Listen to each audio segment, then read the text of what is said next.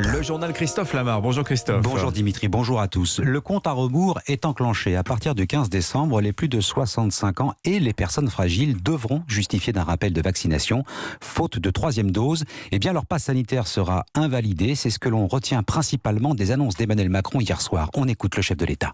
Toutes les études montrent que 6 mois après le vaccin, l'immunité diminue. La solution à cette baisse d'immunité est l'injection d'une dose de vaccin supplémentaire, ce qu'on appelle le rappel. Une campagne a été lancée depuis la fin de l'été pour tous les plus de 65 ans et les plus fragiles. Il nous faut aujourd'hui l'accélérer. À partir du 15 décembre, il vous faudra justifier d'un rappel pour prolonger la validité de votre passe sanitaire. Les personnes qui ont moins de 65 ans voient aussi la protection conférée par le vaccin diminuer au fil du temps. C'est pourquoi une campagne de rappel sera lancée à partir du début du mois de décembre pour nos compatriotes âgés de 50 à 64 ans. Emmanuel Macron, le reste à savoir maintenant comment cette annonce d'une troisième dose est reçue par les personnes concernées. Un chiffre, 1 heure après l'allocution du chef de l'État, la plateforme Doctolib enregistrait 100 000 demandes de rendez-vous pour une troisième dose.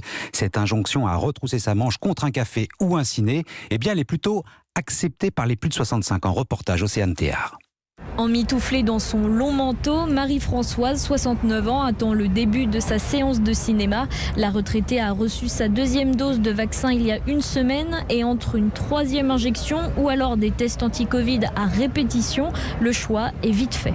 Oui, la troisième dose, on la fera pour me préserver et préserver les autres. Cela enchante moins Michel, 79 ans, qui patiente quelques mètres plus loin. Je suis contre, mais s'il faut le faire pour pouvoir avoir un petit peu de liberté, pouvoir sortir, aller au cinéma, si c'est pas avec le pass sanitaire, je le ferai. Sinon, c'est pas une vie, quoi. Pour Nathalie, 68 ans, attablée à une terrasse voisine devant son café serré, c'est la lassitude qui domine à l'idée de repasser par la case vaccination pour pouvoir déguster son expresso. Mais déjà, c'est un grand pas, les 2 doses. C'est déjà énorme comme contrainte. Donc, un petit rappel en plus pour dire, voilà, on est complètement couvert. Si ça s'ajoute, s'il faut 15 doses, ça sera peut-être un peu embêtant. Et même en grinçant des dents, toutes prendront le chemin de la vaccination pour continuer à profiter des petits bonheurs de la retraite, accessibles en un simple scan. Océane Théard, autre mesure, mais elle concerne les enfants. Le port du masque sera obligatoire dans toutes les écoles primaires de France dès lundi prochain. Alors Emmanuel Macron a parlé de la crise du Covid. Il a également évoqué l'économie et le social. Emmanuel Macron abandonne l'idée de réformer les retraites d'ici la fin de son mandat, échéance reportée au prochain quinquennat, mais il faudra relever l'âge de départ, a-t-il dit. Quant aux mesures de soutien à l'économie, il confirme ce que l'on savait déjà, la prolongation du PGE de 6 mois, le prêt garanti par l'État. On va s'arrêter un instant sur ce dispositif avec vous, Carole Ferry. Où en sommes-nous ? Alors écoutez, jusqu'à présent, les banques ont prêté 143 milliards d'euros à plus de 752 000 entreprises. 16% ont déjà entièrement remboursé leurs prêts, selon la Fédération bancaire française. La moitié a choisi, comme elles en ont le droit, de commencer leur remboursement avec un an de décalage. Pour le moment, en tout cas, il y a très peu de défaillances. Selon Bercy, 2000 entreprises ont fait appel à la garantie de l'État jusqu'à présent. Cela représente 0,3% des prêts signés. Pour le moment, en tout cas. Alors actuellement, il n'y a quasiment plus aucune demande de prêt garantie par l'État. La plupart ont été contractés en 2020. Mais le chef de l'État souhaite prolonger ce dispositif jusqu'en juin prochain. Car certes, l'économie redémarre, mais plus lentement dans certains secteurs, comme le tourisme ou l'automobile, par exemple. Il serait donc dommage de se priver d'outils efficaces alors que pointe une reprise épidémique. Nous confie-t-on à Bercy. Carole Ferry, et cette prolongation de 6 mois du prêt garanti par l'État doit encore recevoir l'aval de Bruxelles. Cette allocution du président a suscité pas mal de réactions dans la classe politique. L'opposition, dans son ensemble, y voit surtout le discours d'un président pas encore officiellement candidat, mais déjà en campagne. Europe 1, il est 7h05. Le soulagement en Mayenne. L'adolescente de 17 ans qui était portée disparue a été retrouvée vivante. Elle s'était réfugiée dans un commerce du centre de Sablé-sur-Sarthe où elle a donné l'alerte. L'adolescente en état de choc a été prise en charge par les médecins. Les conditions de sa disparition et de sa réapparition restent mystérieuses, mais ce matin, un seul sentiment domine effectivement, celui du soulagement. Sandrine Prioul.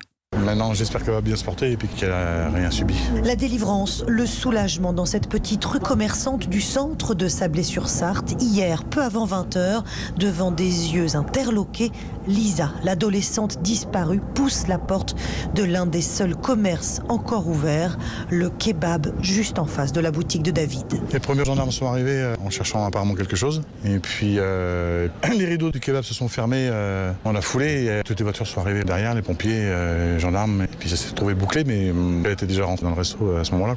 Et puis les rideaux du kebab ont été tirés. Ils l'ont sorti quasiment devant moi, mais avec les draps blancs, j'ai pas vu. Apparemment, elle était en sang, mais d'après ce que j'ai su. Blessée et prise en charge par les secours pour des examens, l'adolescente devra aussi aider les enquêteurs à entamer une nouvelle étape cruciale dans cette affaire, la traque d'un possible ravisseur. Sablé-sur-Sarthe, Sandrine Prioul, Europe.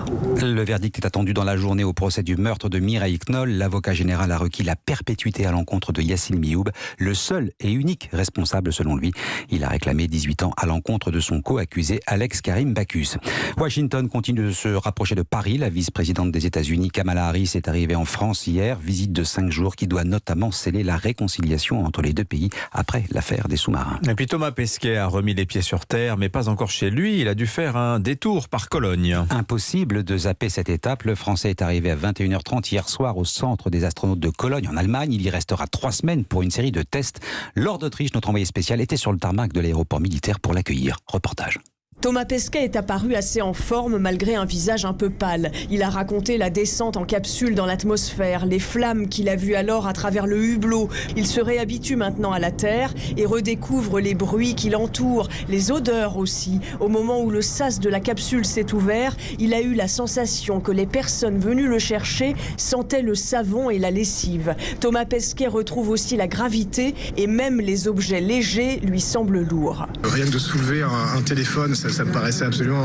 on a l'impression qu'il y a vraiment un élastique qui tire vers le bas, parce que c'est ça la gravité, c'est un énorme aimant ou un énorme élastique qui tire tout vers le bas.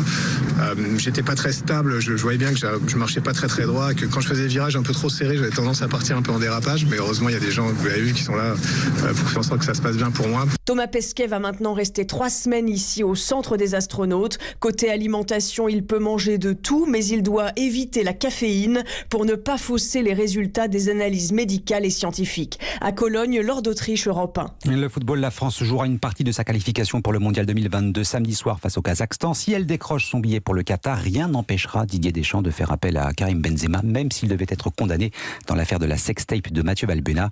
Même s'il écope d'une peine de prison, il ne sera pas exclu, affirme le président de la Fédération, Noël Le Graët, ce matin dans Aujourd'hui en France, Le Parisien. Merci Christophe Lamar. Vous nous avez parlé de